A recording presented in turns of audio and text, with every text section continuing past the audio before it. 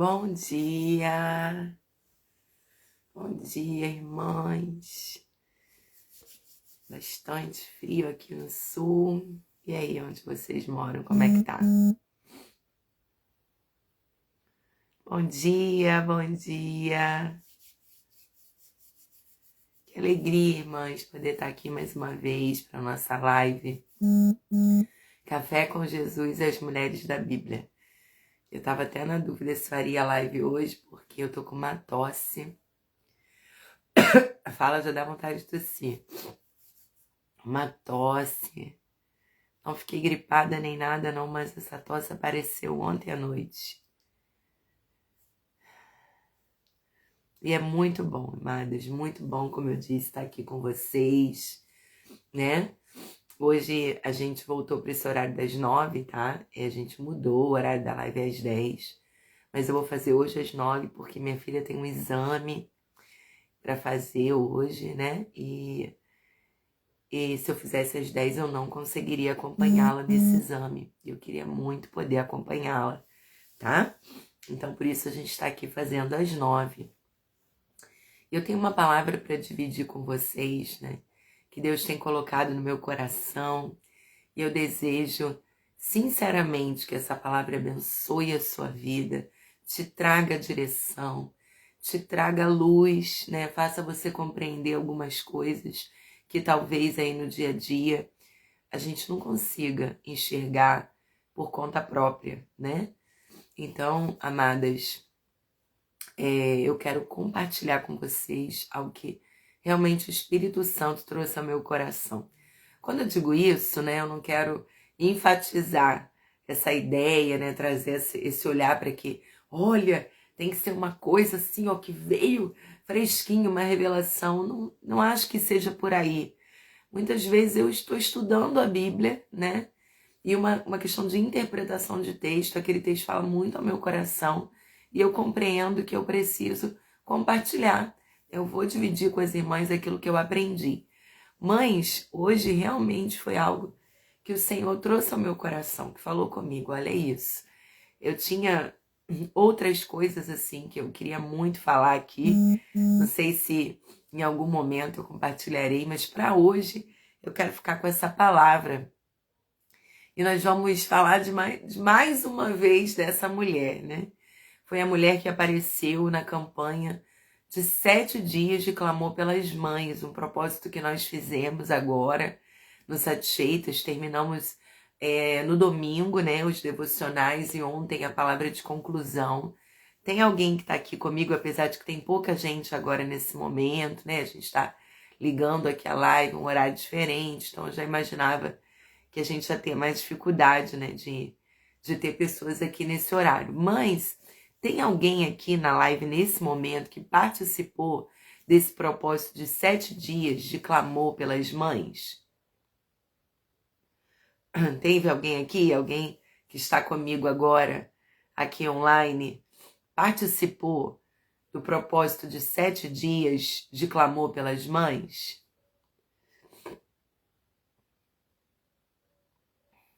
Tem alguém aqui que está conosco ao vivo nesse momento, que participou do propósito de 7 dias de oração pelas mães? Ninguém? Ninguém que está online agora, que está ao vivo, estava lá no grupo de oração, de jejum pelas mães?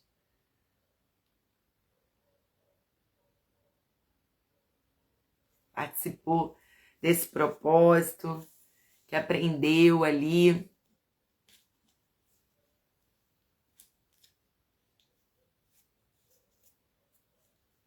Osileia, bênção! E Osileia então vai responder pra gente aí, quem foi esta mulher, né, que nós falamos bastante sobre ela nesse propósito de 7 dias de clamor pelas mães. Quem foi o personagem bíblico que se destacou nesse propósito que nós fizemos juntas aí? Hein? Nós falamos sobre qual mulher? Qual mulher da Bíblia? Me ajuda aí, Osileia. Qual foi a mulher da Bíblia que nós falamos? nesse propósito de 7 dias de clamor pelas mães.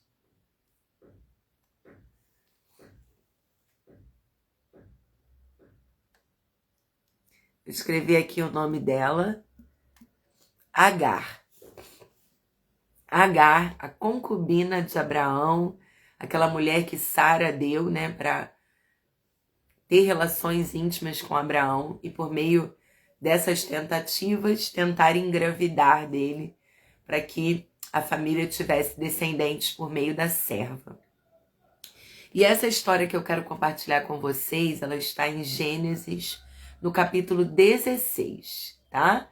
Então você pode abrir a sua Bíblia aí em Gênesis 16 e nós vamos estar conversando um pouquinho sobre isso aqui, certo?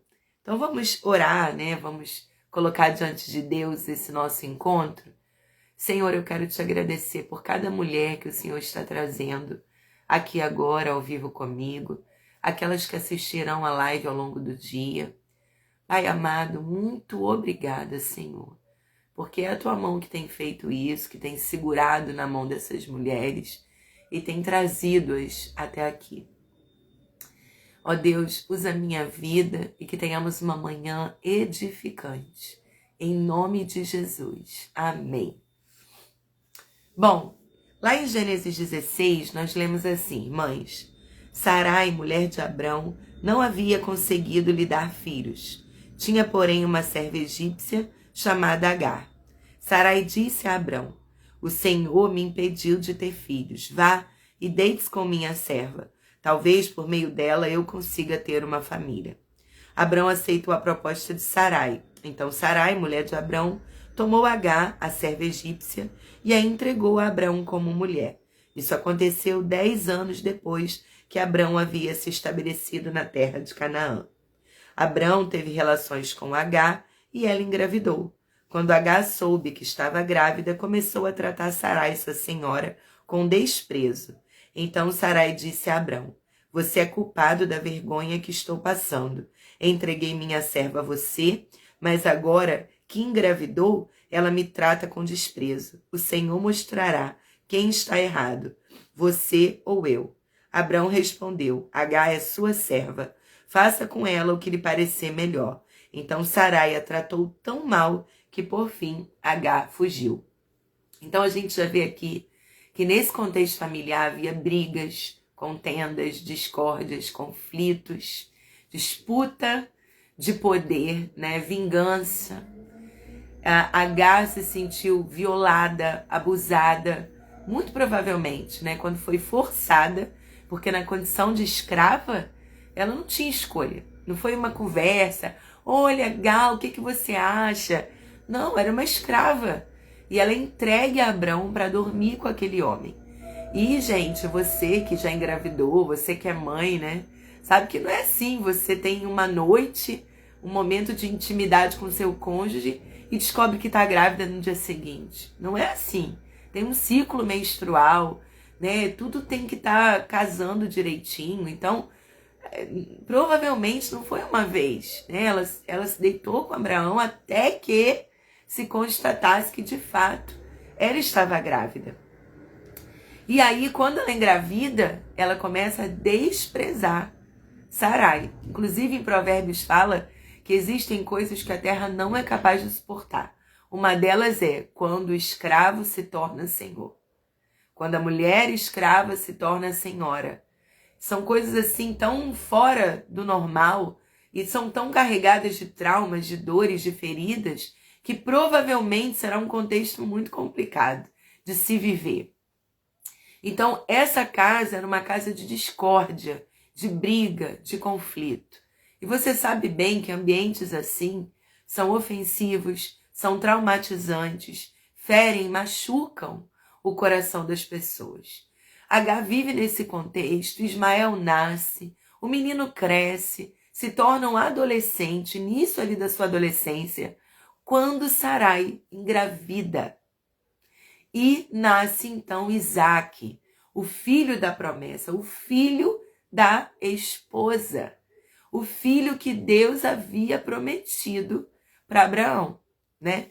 E nesse momento que Isaac nasce, as coisas ficam ainda muito mais difíceis nesse contexto familiar. E a gente vai lá para Gênesis 21, que é a continuidade dessa história. Olha só o que diz. Versículo 8, Gênesis 21, a partir do versículo 8. Quando Isaac cresceu e estava para ser desmamado, Abraão preparou uma grande festa para comemorar a ocasião. Sara, porém, viu Ismael, filho de Abraão, e da serva egípcia Agar. Olha só, não é mais o filho dela, porque quando Agar se deita com Abraão, é para que aquele menino, aquela criança que nascesse, fosse considerada, recebida na família como filho de Abraão e Sarai. Era assim que funcionava nessa cultura, nesse período histórico, certo? Mas agora que Sarai tinha o seu próprio filho, Ismael era o filho da escrava, era o filho da egípcia. Tudo isso ganha força nessa narrativa bíblica. O filho da escrava e não o filho da esposa, da patroa, da matriarca, da dona da casa. O filho da egípcia não é o filho do povo escolhido, não é o filho do povo eleito, não é o filho do povo santo.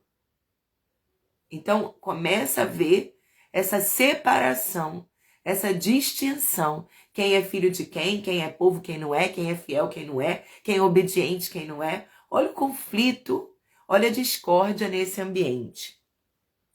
E aí, olha só o que Sara fala, né? Ela viu Ismael caçoando, implicando, debochando, brincando com seu irmão. Coisa normal, gente? Quem tem filho em casa? Hein? Me fala aí.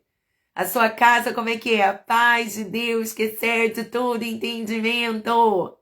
Onde os irmãos se amam forever. Todo mundo se ama. Todo mundo se trata com amor e carinho. É assim? Os seus filhos levantam da cama. Oh, querida irmã, poderia preparar o seu café da manhã? Minha irmã amada, minha irmã querida, eu te amo para sempre. Fala para mim, você que tem mais de um filho.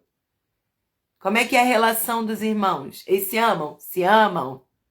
Mas por acaso, seus filhos, eles interpretam aquela canção? Se de dia a gente briga, à noite a gente se ama. É assim? Entre tapas e beijos é ódio e desejo. Na sua casa isto acontece? Ou é só aqui deste lado da telinha? Fala pra mim, Brasil. Como é que é na sua casa? Na sua casa gospel. Na sua casa de crente. Na sua casa de homem e mulher de Deus. Pai e mãe, homem e mulher de Deus. Que faz devocional com os filhos. Que ora antes de dormir. Que conta história bíblica. Que dá bom testemunho. Nesta casa de crente. Os irmãos... Os irmãos brigam. Os irmãos se aborrecem. Os irmãos implicam um com o outro. Oh, glória, não estou sozinha nessa peleja. Obrigada, amadas, que me deram a mão. Porque, gente, casa de crente é casa normal. Deixa eu falar uma coisa para você. Deixa eu falar uma coisa para você. Que é assim, ó, eu vou dizer aqui porque é a minha personalidade, tá? Então, não me leve a mal. Mas sabe aquelas pessoas, eu nunca briguei com meu marido. Chata. Chata. É chata. Porque, gente, eu já briguei com meu marido. Eu já me aborreci, sabe? Eu já quis convencer o meu marido que a minha opinião é melhor do que a dele. E eu abri mão dela só porque a Bíblia falou para fazer isso. Porque eu tinha certeza que a minha opinião era melhor que a dele. E continuo achando. Entendeu? Porque numa casa normal, de uma família normal, eu não sei você, mas o Instagram me irrita. Quando eu vejo pessoas, homens e mulheres de Deus, pessoas de nome no meio gospel, passando uma imagem que não existe, gente. Em família nenhuma, em casa nenhuma. A família margarina é muito bonita na televisão. E ela serve para uma coisa só. Para você querer marcar terapia para a próxima semana. Porque, afinal de contas, não é possível que só na sua família tem desentendimento, tem discórdia. As pessoas não pensam igual. Sabe aquele filho? Eu tenho 2 filhos. Você cria oferecendo as mesmas oportunidades. Você é a mesma mãe, com os mesmos valores, com as mesmas crenças, com as mesmas ideias. Mas os seus filhos são diferentes. Aqui em casa eu vi de pequena, que a cadeirinha do pensamento ia funcionar, com a outra não. E elas brigam? Brigam. E de noite, junta a cama e dorme junto. Se reconciliam, pede perdão, restauram a relação. Eu corrijo, eu digo, não é assim. Você não deve falar assim com a sua irmã. Você não deve fazer desse jeito. Olha só, não é dessa forma. Se você não é boa para sua irmã, você não tem condição de ser boa para ninguém. É primeiro em casa, a primeira experiência em casa. Peça perdão à sua irmã. Olha o que a Bíblia diz, não é para você ter feito desse jeito. É assim que fala com pai e mãe. Às vezes eu preciso dizer para minha filha, você tá falando com quem, amor? Flor.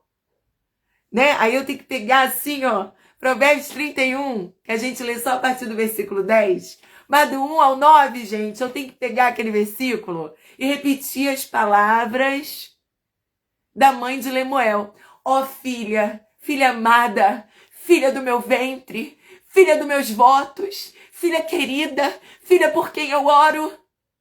Não fala assim com a sua mãe, fofa. Eu sou a sua mãe, fofa. Isso acontece na sua casa? Então eu quero dizer uma coisa para você. Essas famílias comercial de margarina, isso não existe. Por que eu digo isso para você? Porque pastoreamos igrejas há muitos anos.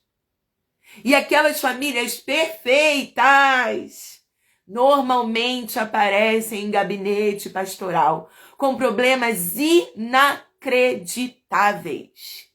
Inacreditáveis. E aquela família normal que você vê, esse casal acho que se aborreceu 5 minutos antes de chegar na igreja. Estão vivendo felizes anos.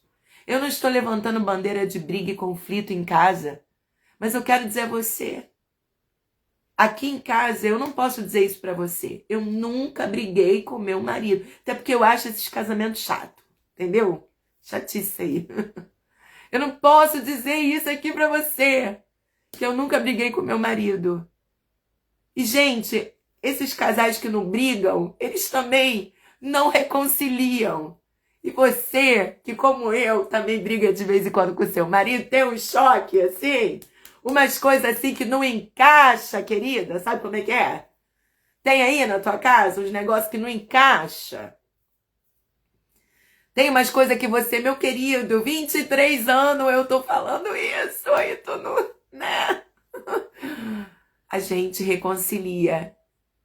Esses casais normais que brigam, que tem problema, que tem desavença, eles também têm a reconciliação. E quem concorda comigo? Quem concorda comigo? Por favor, me ajuda aí. Quem concorda comigo que reconciliação é muito bom? Quem concorda comigo?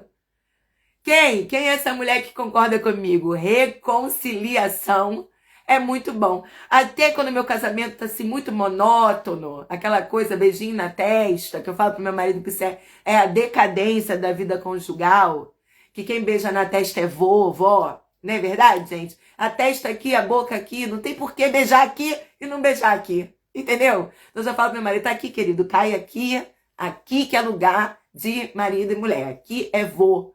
Deus te abençoe, minha neta. Amém, vovô. Entende? Então, quando meu casamento tá muito monótono, às vezes eu até penso assim, vou gerar uma briguinha, vai gerar uma reconciliação, que reconciliação é muito bom. Amadas, a brincadeira é para dizer para você que nas famílias normais existe isso aqui. Isso aqui que a gente está vendo na família de Abraão e de Sara existe nas famílias normais. Porque você é uma pessoa criada de um jeito, criada para um propósito, com manias, com costumes. O seu cônjuge é outra pessoa, criado de outro jeito, com outras manias, com outros propósitos. Meu marido é quieto, eu sou comunicativa. Mas dentro de casa eu sou silenciosa, meu marido faz tudo fazendo barulho. Tudo é barulhento demais, esse homem, para fazer qualquer coisa, muito barulho. Tá entendendo? Eu tenho que me esforçar para dizer, eu vou chegar ao fim deste livro. Eu vou, não, é uma questão de honra. Eu vou chegar à última página desse livro. Meu marido lê 10 livros empilhados. Lê um capítulo de um, capítulo do outro. Nós somos pessoas diferentes. Amadas, e essa busca por uma família perfeita está adoecendo as famílias normais. Eu falei uma frase na igreja que ela até ganhou uma repercussão. As pessoas começaram a comentar muito, eu quero repeti-la aqui com você. Deveria ser normal gente falar com gente sobre coisa de gente. Deveria ser normal eu chegar para você e falar, me aborrecei com meu marido. Isto é normal. Agora, eu vivo me aborrecendo com meu marido. A minha vida com meu marido é um aborrecimento sem fim. Isto não é normal. Para uma família que preza pelos valores cristãos. As minhas filhas são maravilhosas. Maravilhosas. Eu digo para elas que elas não dão 1/3 do trabalho que eu dei na idade delas. Minha mãe não teve a felicidade de ter uma filha crente igual eu tenho. Eu era louca. Aprontava. Na idade delas, 13, 15 anos. E as minhas agora vai fazer 16, chega a me dar uma angústia assim, que foi o auge da minha loucura na vida. 16 anos. 15 para 16 anos, o auge da minha loucura. Graças a Deus, aí há semanas de completar 17 anos, Jesus me encontrou e mudou minha vida. Senão não sei o que seria. Não sei o que seria. As minhas filhas são maravilhosas, são meninas que não me dão o trabalho, as preocupações que eu dei para minha mãe na idade delas. Mas elas não são perfeitas. Elas não são perfeitas. Elas são amigas? São. Elas contam coisa uma para outra? Contam. Às vezes, gente, elas são o quê? Os filhos são o quê? Uma gangue contra nós? São. Eles são fechamento entre eles. Um faz uma bobagem, o outro vai, esconde a bobagem do irmão, a gente não sabe de nada. Quando o negócio chega pra gente, você pergunta, você sabia disso? Mãe, eu sabia, mas era minha irmã, eu não podia te contar o segredo da minha irmã. Mas esse segredo, querida, você tinha que ter contado. Esse segredo, sim. Não é assim na sua casa? Isso é normal. Isso é normal. E aí, o que a Sara faz? Ela vê Isaac debochando do seu irmão. E aí, sabe o que ela faz? Livre-se dessa escrava. Livre-se do filho dela. Ele jamais será herdeiro junto com meu filho. Nós estamos criando uma tempestade num copo d'água. O meu esposo fala muito assim pra mim. Ana não, porque ele me chama de Ana, me chama de Paula. Paula, não leve a vida tão a sério. Não leve a vida tão a sério. E aí, às vezes eu falo para ele, você não está preocupado com isso? Coisa normal aqui com as nossas filhas. Isso não te preocupa? Ele, isso não. Isso não me preocupa. Isso é fase. Isso vai passar, ela vai amadurecer e ela vai ter um olhar diferente. Isso é fase, você viveu, eu vivi, outras pessoas na idade dela vivem esses conflitos, essas coisas, daqui a pouco passa. Isso aqui me preocupa, isso aqui vale preocupação. Isso não. Irmãs, nós criamos tantas coisas dentro de casa, dentro da igreja. A gente se aborrece por posição de banco. A gente se aborrece com a quantidade de música que o Ministério de Louvor canta. A gente não sabe nada de música. A gente não canta, não foi chamado para cantar, mas se mete no ministério de louvor. Não gosta da música, não gosta do tempo. Ai, que essa música não tem fim, esse refrão não acaba. Fecha o olho, amado, se entrega. O worship é a coisa do momento. Vai-se embora. Porque a gente cria tumulto, confusão, discórdia, separa a família, quebra amizades por coisas que são da vida. Da vida. Ontem, por exemplo, a minha filha chegou em casa, né, da escola, e ela com uma cara assim, introspectiva. Eu já conheço quem eu pus no mundo, não é verdade? E aí eu olhei assim, Senhor, dá-me graça. Jesus, comecei a recitar o Salmo dos Degraus para eu poder ir fortalecendo minha fé. Dá-me graça. E aí fui falar com ela, mãe, escrevi um poema com muita sofrência. E eu falei para ela, minha filha, você dá uma olhadinha já no ciclo menstrual? Porque eu acho que você tá pra... E aí, isso é normal, entendeu? Isso é uma coisa do hormônio. Preste atenção. É só o seu hormônio gritando dentro de você. E aí, amadas, a gente não vai percebendo as coisas normais da vida. A gente não vai entendendo aquilo que se repete mês a mês. É interessante eu falar que ciclo menstrual, e pode ser que surja um ponto de interrogação na cabeça da maioria das mulheres, porque elas não sabem como elas são, antes, durante e depois da sua menstruação. Que não sei com você, mas no meu caso começou com muito novinha. E segundo os últimos exames, está longe da menopausa. Muitos anos da minha vida menstruando. E eu não sei quem eu sou debaixo desse ciclo. O que esse ciclo faz comigo? Eu não entendo. Que essa semana eu não vou conseguir render isso. Por quê? Porque é o ciclo menstrual. Eu estou com meus hormônios de tal forma. Aí a gente chega na igreja achando que somos o pior casal do mundo. Por quê? Porque brigamos meia hora antes de ir para a igreja. Um monte de família. Você acha que está na Bíblia, alegrei-me quando me disseram, vamos à casa do Senhor. Por quê? Porque normalmente os minutos que antecedem a ida para a igreja é tumulto, é correria, é um brigando com o outro. Vambora! Olha o horário! Todo domingo tu se atrasa, sai desse banheiro, tem não sei quantas pessoas para tomar banho. Mas quer passar esse perfume forte, tu não sabe que eu tenho alergia. Essas tribulações acontecem na maioria das famílias. Na maioria das famílias. E a gente cria tumulto, briga, racha, conflito, por causa de coisas normais.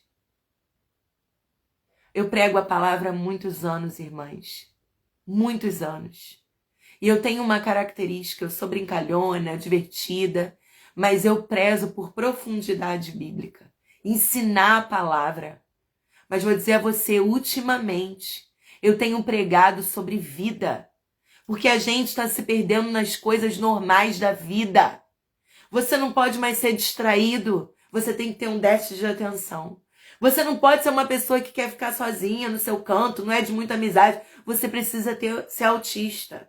Não basta ser autista, você tem que andar com um cordão pendurado no pescoço. A gente precisa hoje de tratamento para tudo, que é normal, é da humanidade, é da vida, é do ser gente. Ai, mas eu me irrito, porque tu é gente. Você vive irritada, aí é um gente carnal. Tem que tratar essa carnalidade. Aí não é sobre ser gente, é sobre ser carnal. Porque nós precisamos ser pessoas espirituais. Mas até isso é um processo. Mas a gente está criando uma vida perfeita. E quem não cabe nessa vida perfeita, só tem um caminho para essa pessoa. Buscar um tratamento, buscar uma ajuda. Buscar não sei o que, buscar não sei o que lá. Não cessa essa busca, não se encontra nada, gente. A vida é só sobre buscar. Ela nunca é sobre encontrar. Porque não é possível que eu vou passar toda a minha vida, de acordo com Moisés aí, 70, 80 anos, Morando no Rio Grande do Sul, ganhei mais uns anos de vida, que a população do sul do Brasil, né, experimenta uma longevidade. Então, eu ganhei uns anos a mais aí morando no Rio Grande do Sul. Aí eu vou viver aqui 80 e poucos anos de vida? Buscando e nunca encontrando. Isso não existe. Eu busco e encontro. Eu peço e recebo. Se você olhar o projeto final, você sempre vai se angustiar. Se você olhar a obra final, que tipo de família Deus gostaria que nós fôssemos, ou que tipo de família Ele está nos transformando para ser, você vai se angustiar quando você olhar lá no final e falar: Senhor, que dia do calendário que eu vou chegar na estatura desta mulher perfeita. Mas se você olha o processo, você se alegra. Porque aquele que começou a boa obra é fiel e justo para concluí-la. Ele está trabalhando em você dia após dia, na sua família dia após dia, nos seus filhos dia após dia. Celebre a vida, a normalidade da vida. Teve uma coisa, falou com seu marido: não concordo. Ai, meu Deus, eu sou uma crente carnal, porque eu disse pro meu marido que eu não concordo. Não, eu sou uma mulher que penso. Eu tenho um cérebro, eu penso. Eu tenho as minhas ideias, eu tenho a minha formação, eu tenho a minha educação. Eu tenho o Espírito Santo que fala comigo. Eu não sou uma pessoa encaixotada, eu sou um ser pensante. E que maravilha que eu tenho um relacionamento com meu esposo que me permita dizer para ele: eu não concordo, meu filho. Eu não vejo a vida dessa forma. Não é assim que eu penso. Mas a gente não fica numa guerra de braço. Concordo, discordo. Não, a gente conversa. E tá, você concorda, eu não concordo. O que vai funcionar para nossa família? É isso aqui. Show. Então eu abro mão. Outras vezes ele abriu mão. E assim seguiu a vida.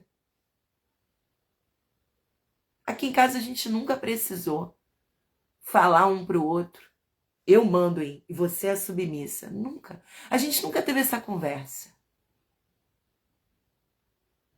Porque a gente entende que na nossa casa quem manda é Deus. São os princípios da palavra de Deus. A gente senta, conversa, entra em acordo, percebe o que é melhor para a família, dá a mão e vai-se embora. E já não importa se é a opinião dele, se é a minha. Isso é o melhor para a nossa família. Damos a mão e vamos embora, porque é assim que tem sido 23 anos. A gente dá a mão, às vezes a gente quer soltar, o outro agarra de não, vai ficar mesmo. Gente, que chatice. Que chatice, que vida monótona. Que coisa mais sem graça.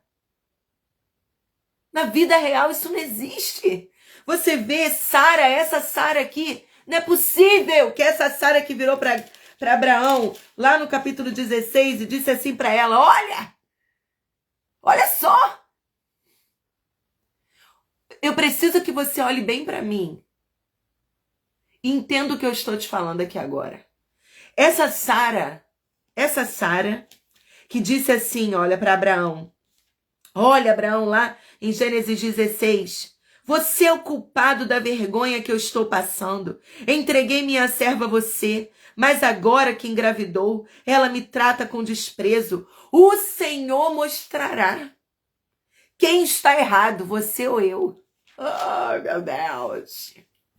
Que conflito! Quando a gente chega aqui no capítulo 21, essa mesma Sara fala para ele assim, olha: livre-se da escrava e do filho dela.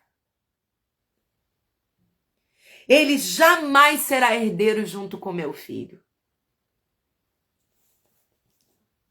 Esta Sara aparece em 1 Pedro, no capítulo 3, descrita da seguinte forma. Você gravou aí a fala dessa mulher? Gravou a fala desta mulher? Olha só o que está escrito em 1 Pedro, no capítulo 3. Não se preocupem com a beleza exterior obtida com penteados extravagantes, joias caras e roupas bonitas. Em vez disso, vistam-se com a beleza que vem de dentro e que não desaparece, a beleza de um espírito amável e sereno, manso e tranquilo. Tão precioso para Deus. Era assim que se adornavam as mulheres santas do passado. Elas depositavam sua confiança em Deus e se sujeitavam à autoridade do marido. Sara, por exemplo.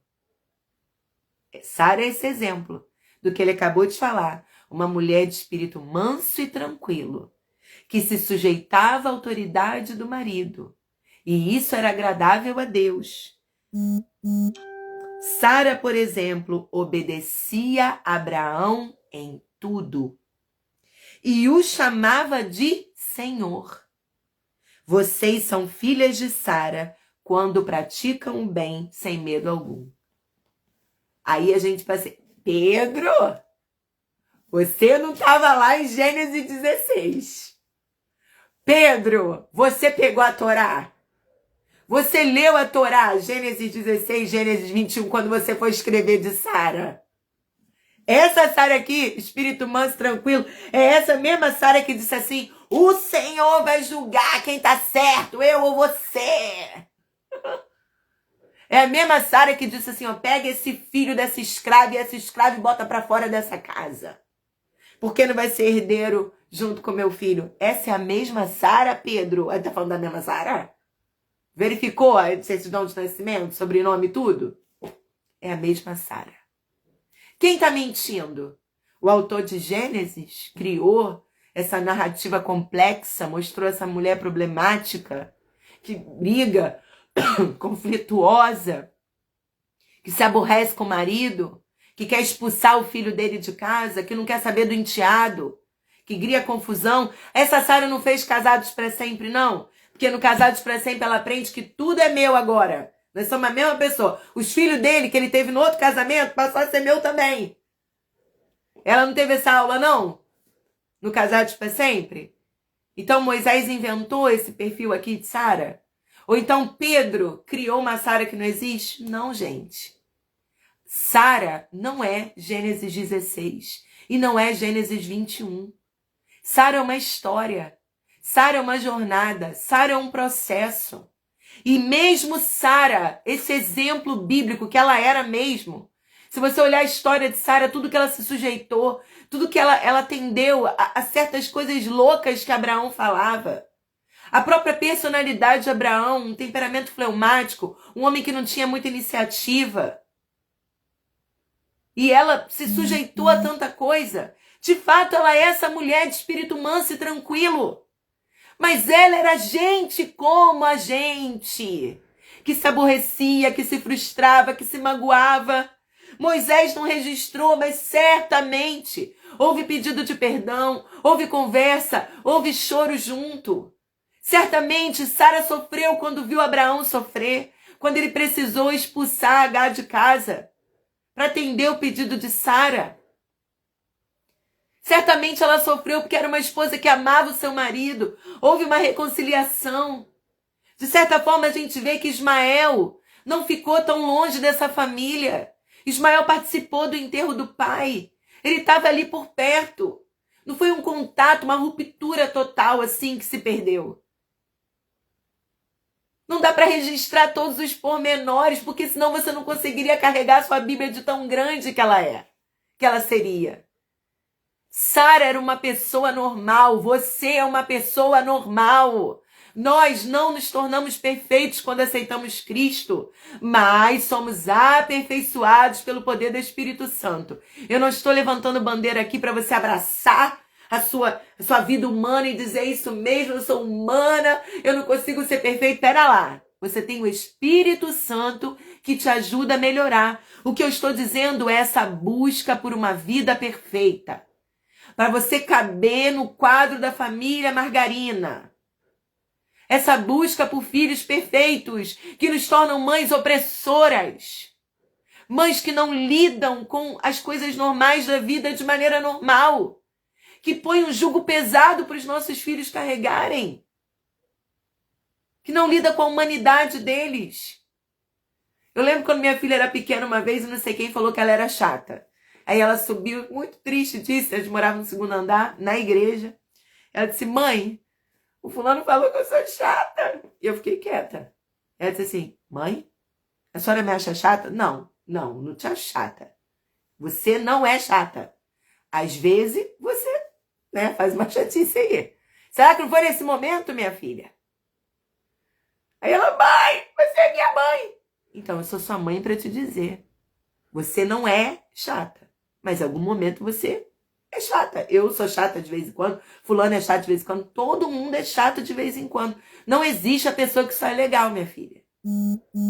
A pessoa que só é legal é porque você vê ela assim esporadicamente. Pergunta para quem convive. Em algum momento ela é chata. É mulher? Então, a probabilidade é quase 100% de algum momento da vida ser chata. Se ela não é chata por ela mesma, a menstruação vai fazer ela ser. Em algum momento da vida dela. Aí terminamos rindo. Ela, então é verdade, né, mãe? Então, minha filha, é verdade. Você, de vez em quando, é chatinha. Aqui em casa, a gente fala assim um com o outro.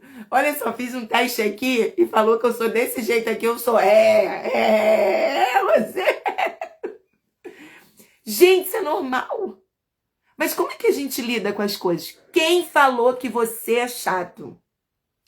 Aí brota uma dona Florinda dentro da gente para defender o nosso Kiko. Tesouro, tesouro, tesouro. Porque é inconcebível que o meu tesouro seja chato, irresponsável, atrasildo, fale e não cumpre as coisas, comilão, implicante, debochado. Aí a gente, né, surge dentro da gente essa dona Florinda, tesouro. Coitado do seu Madruga, que falou a verdade. A gente precisa lidar com as coisas da vida de jeito normal. E agora, você é chata hoje, chata amanhã, chata o mês todo sendo chata, vamos parar aqui e sentar que isso não é normal, não. Isso não é não. Aí ninguém é obrigada, minha filha, a viver com uma pessoa que é chata na sua constituição. Então, vamos agora buscar o Espírito Santo para melhorar esse aspecto da vida. Ok? São coisas normais. E aí, a segunda coisa que eu quero ministrar aqui para você.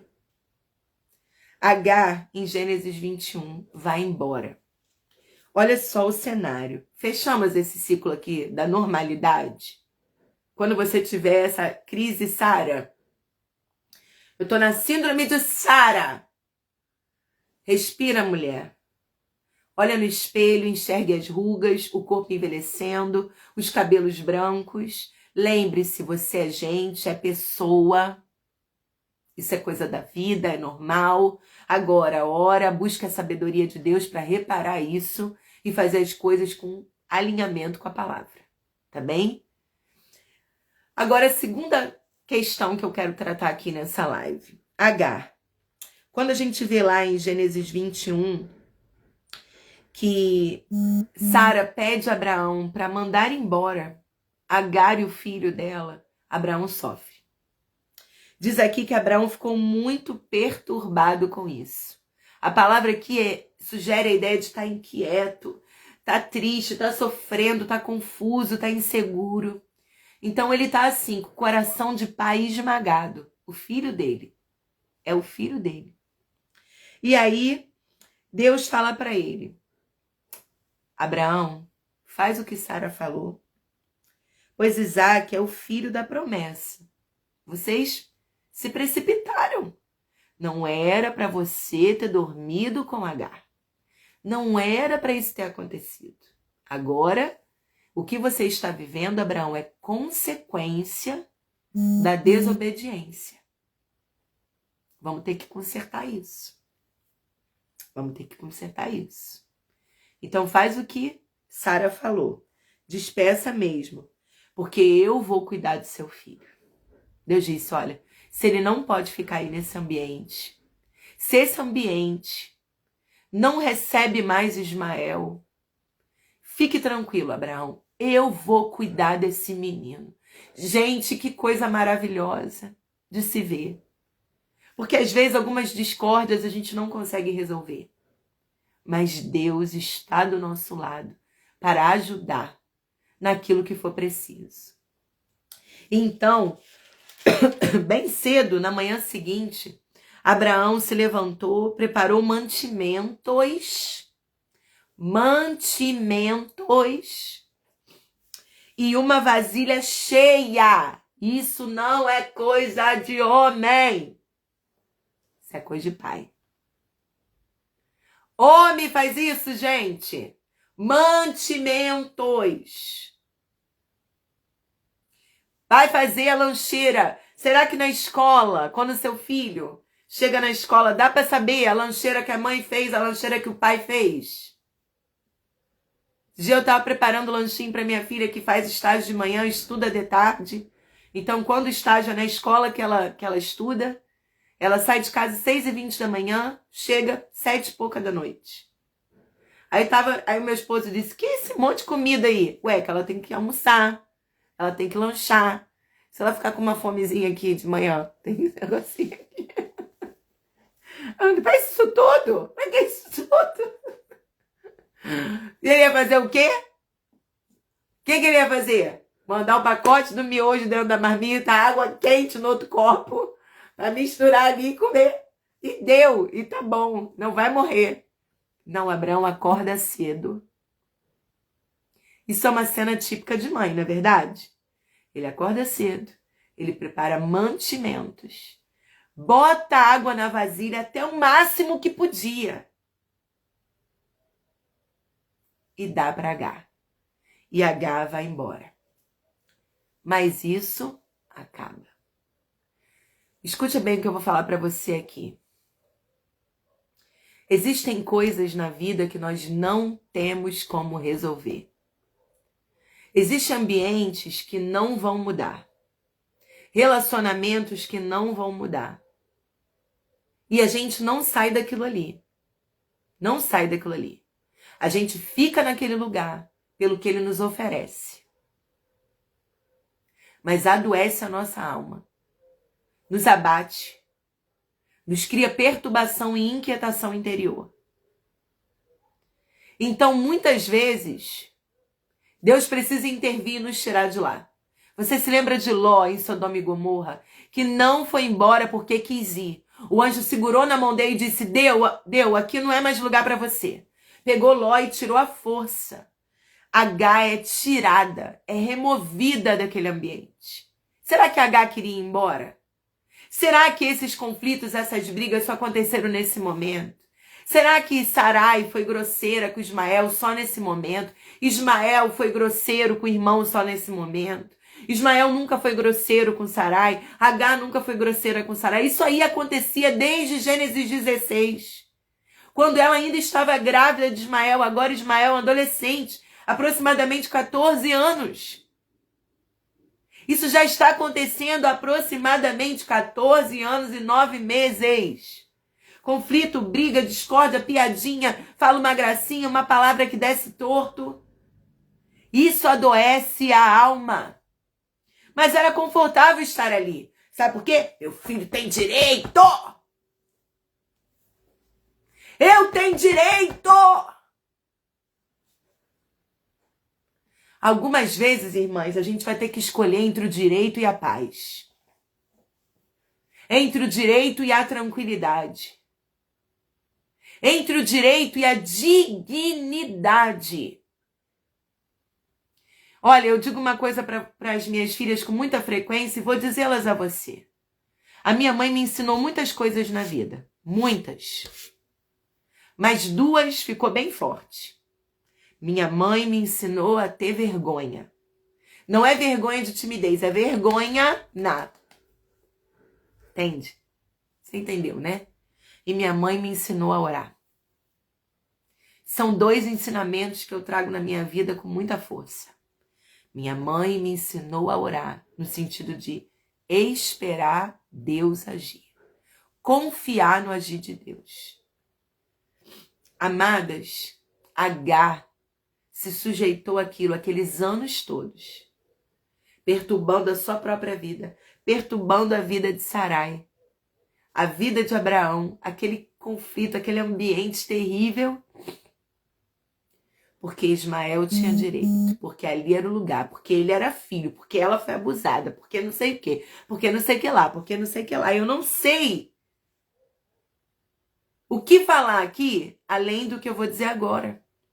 Provérbios 17, versículo 1 diz assim: melhor é um pedaço de pão seco, com paz e tranquilidade, do que uma casa onde há banquetes e muitas brigas.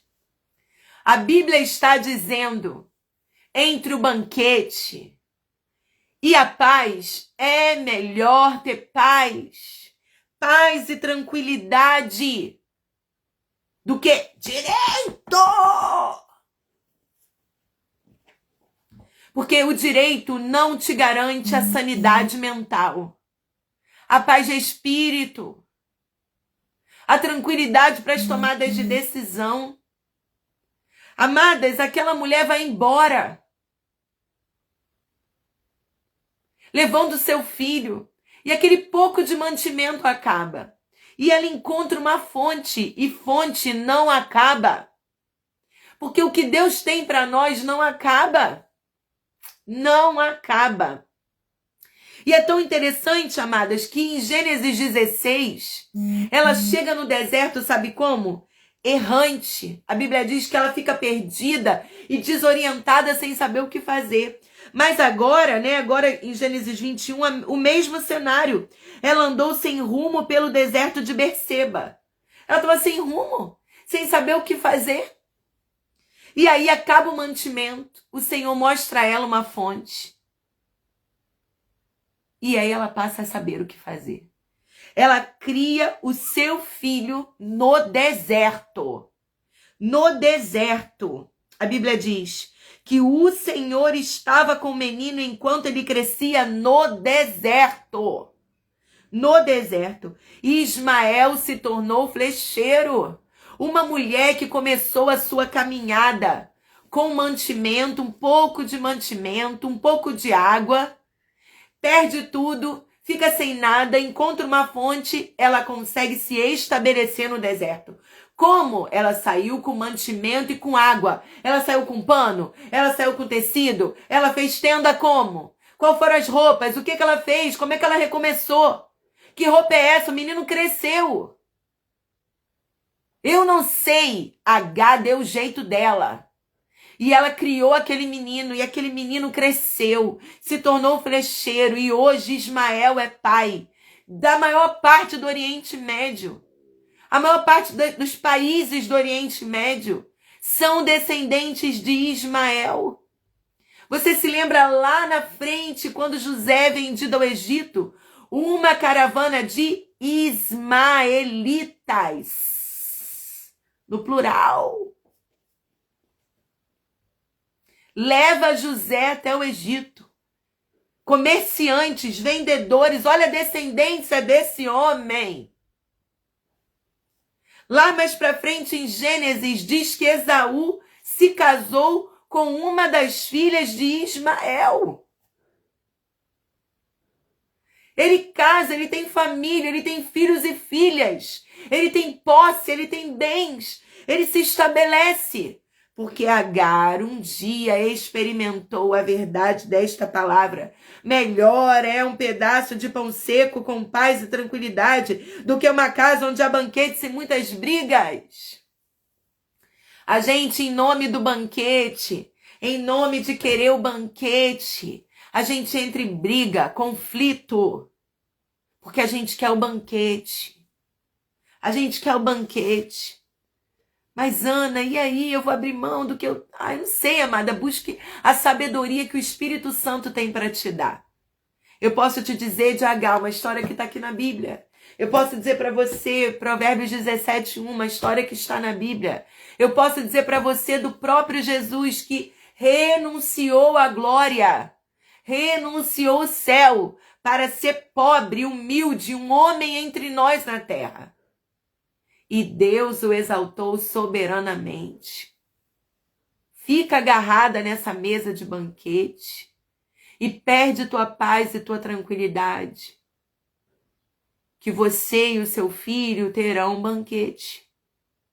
Mas se ele virá a ser um flecheiro e uma grande nação, não sabemos. A Bíblia fala aqui que Deus se posiciona com relação a Ismael.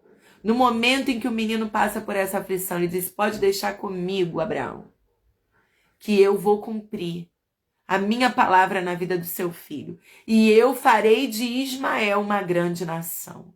Isso é uma palavra, gente, que o anjo liberou para Agar lá em Gênesis 16. Quando ela ainda estava grávida de Ismael. O anjo aparece para ela e fala que ela terá um filho.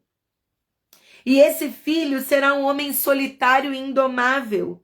Como um jumento selvagem, levantará o punho contra todos e todos serão contra ele. Sim, ele viverá em franca oposição a todos os seus parentes.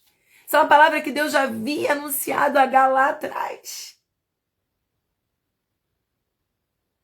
Mas que ele não seria só, no sentido de que Deus cuidaria dele. Amada, qual é o banquete?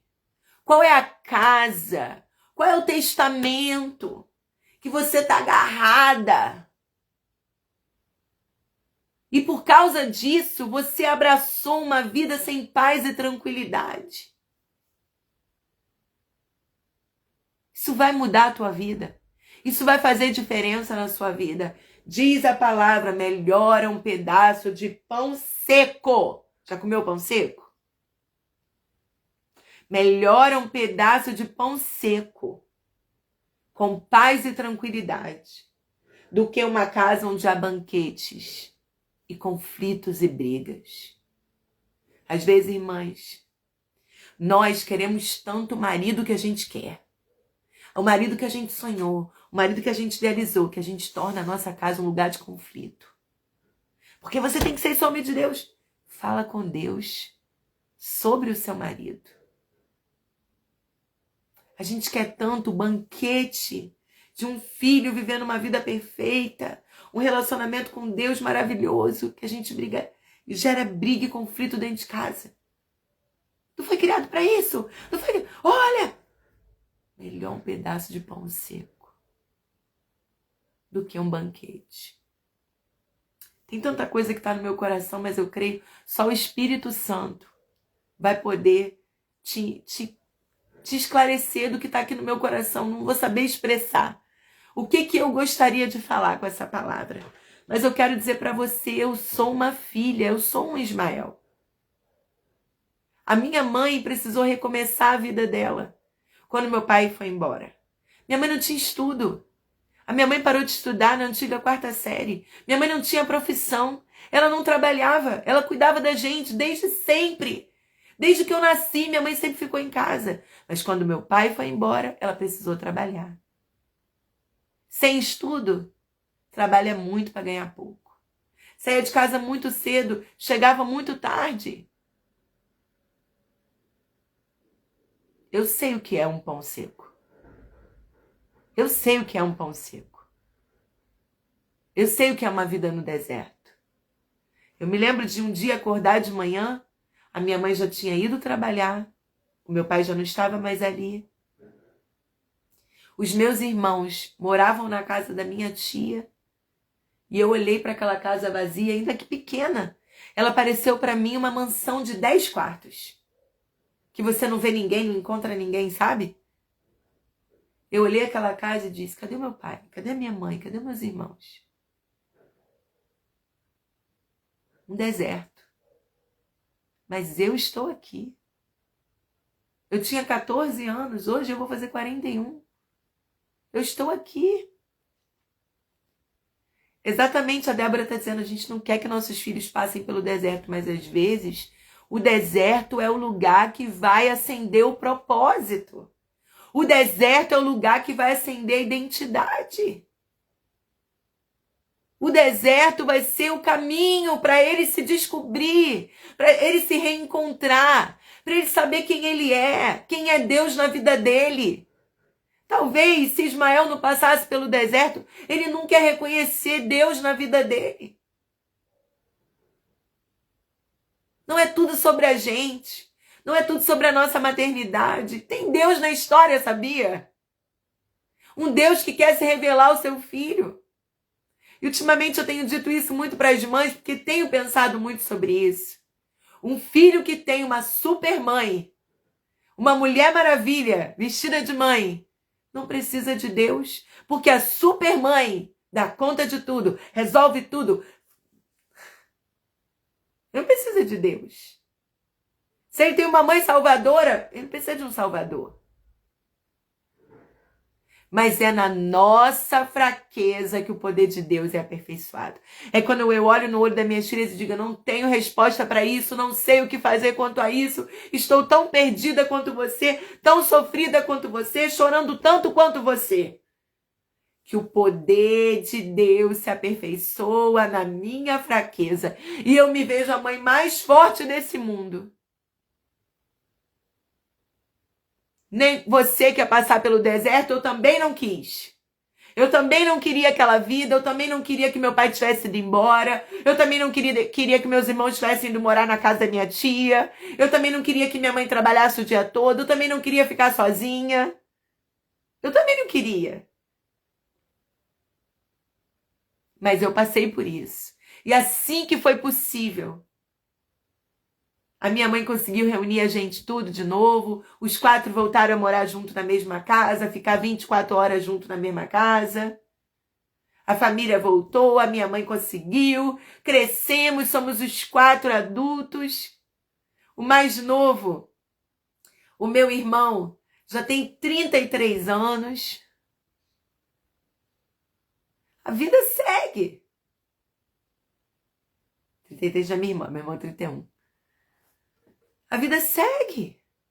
A gente é adulto, trabalhando, vivendo, eu casei, tive minhas filhas. A gente aprendeu. E olha, parece insano dizer isso, né? Mas foi aquele deserto. Sabe, irmãs, quando eu digo que minha mãe me ensinou a orar, a memória que eu tenho da oração da minha mãe é com aquelas poucas sacolas no chão da cozinha, que só de ver, nós sabíamos que não era suficiente para tudo que a gente precisaria para o mês inteiro. E ela estava ali orando, sacola por sacola, colocando as coisas dentro do armário, repreendendo miséria, espírito, o gafanhoto, migrador. Ela dizia assim, Senhor, todo espírito de miséria, de pobreza, multiplica, faz crescer, que meus filhos tenham, que não falte, que dê até o último dia do mês, Senhor, multiplica, entra com a tua provisão, socorre. Aquela escassez, aquela dificuldade, aquela limitação me fez ter experiências com uma mãe de oração. Eu vi Deus multiplicar. Eu vi. O azeite da botija não acabar. Eu vi. Não tem mais arroz. Tem arroz ainda? Como se tem arroz? Eu vi. Eu vi. Outras vezes a Light, né? Você que é carioca conhece. Cortou a luz, não conseguíamos pagar. Eu vi a minha mãe orando no escuro, adorando no escuro, tomando banho no escuro, se arrumando no escuro, indo para a igreja no escuro. E naqueles anos que eu não conhecia Jesus, que eu era resistente, eu pensava, como que ela consegue? O que ela tem indo fazer na igreja? Olha a situação que a gente está, olha o que a gente está passando aqui. E eu vi a fidelidade. E depois eu já crente, quebrantada, passei minhas lutas e reproduzi o que eu vi minha mãe fazendo. Não vou ficar em casa, não. Eu vou para a igreja, eu vou adorar. Deus vai mudar isso aí. Isso não vai durar para sempre. Foi o deserto que me revelou a minha mãe. O coração, o compromisso dela com Deus. A fidelidade dela a Deus nos momentos difíceis.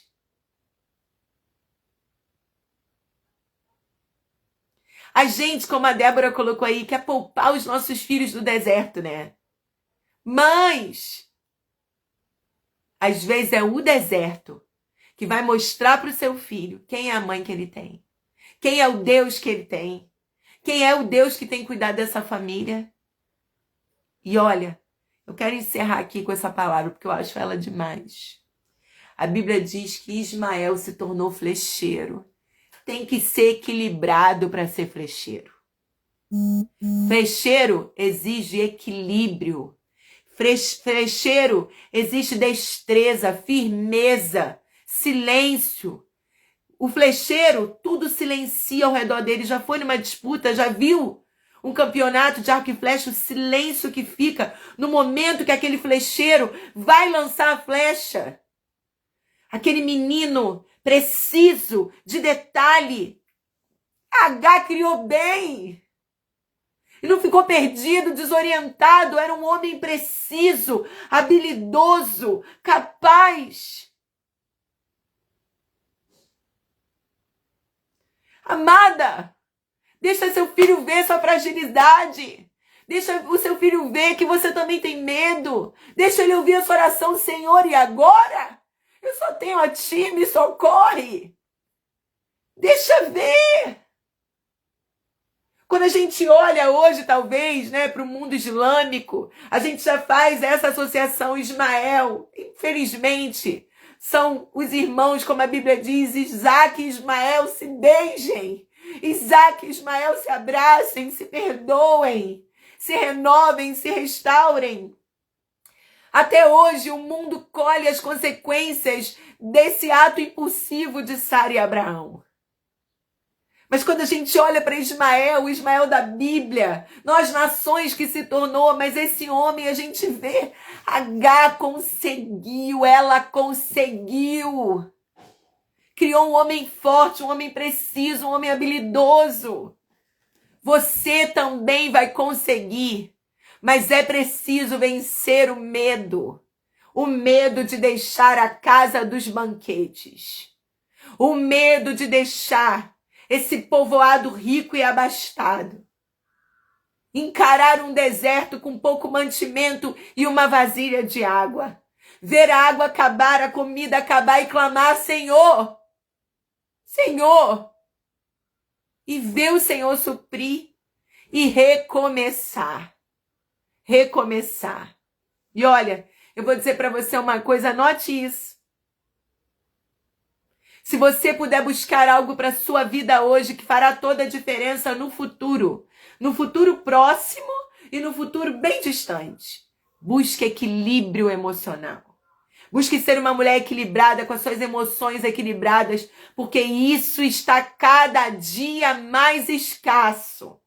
Numa terra cheia de psicólogos, cheia de psicanalistas, cheia de terapeutas, onde a formação nessa área está tão acessível, tão rápida, onde o atendimento é online, a gente vê um número cada vez mais crescente. Parece até estranho.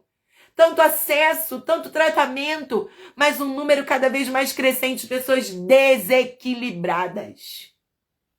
Desequilibradas. Eu até acho que nos dias de hoje salvarão seus filhos, os pais que permitirem que eles atravessem seus desertos. Eu nem vejo hoje, nessa geração atual, nada além de um bonito deserto para ensinar esta geração de adolescentes a serem gente de verdade.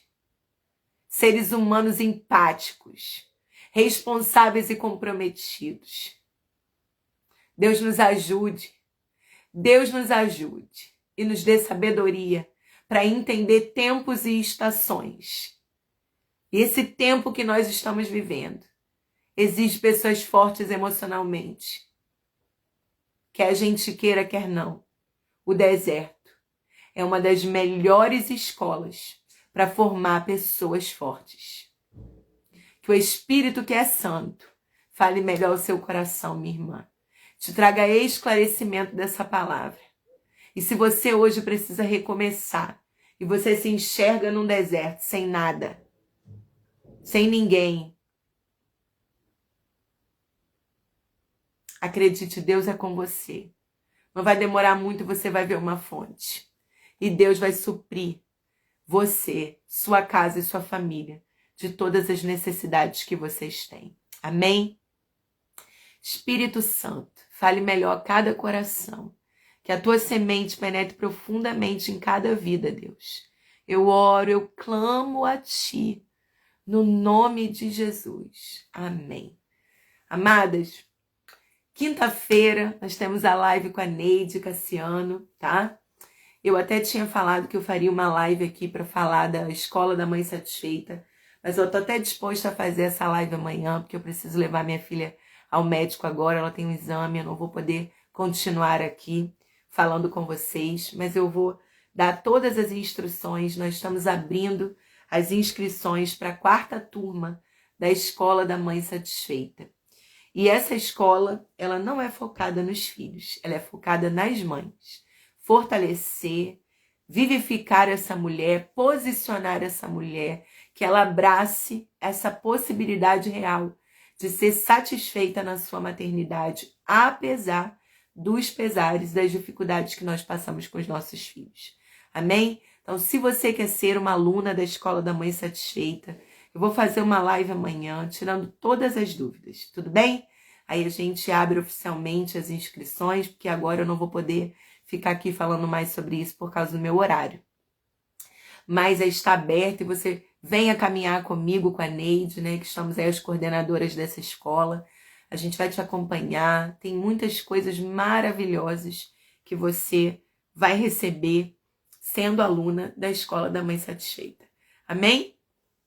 Deus abençoe sua vida. Olha aí, ó, a Luísa está dizendo que o curso é maravilhoso. Deus abençoe sua vida. Desculpa sair correndo aqui agora por causa do horário mesmo. Mas Deus abençoe você, sua casa. Quinta-feira tem live de oração com a Neide Cassiano. Ela vai passar toda a nossa agenda lá, ela sempre tem esse cuidado. E a gente já vai dar mais informações aí sobre a escola. Deus abençoe sua vida. Se essa palavra falou com você, compartilhe com alguém. Semana passada não ficou salva, que deu um problema aí no Instagram. Sei que houve, não salvou a live. Mas essa vai ficar em nome de Jesus, né? Deus abençoe, uma ótima terça-feira. A gente se vê na semana que vem. Beijo carinhoso!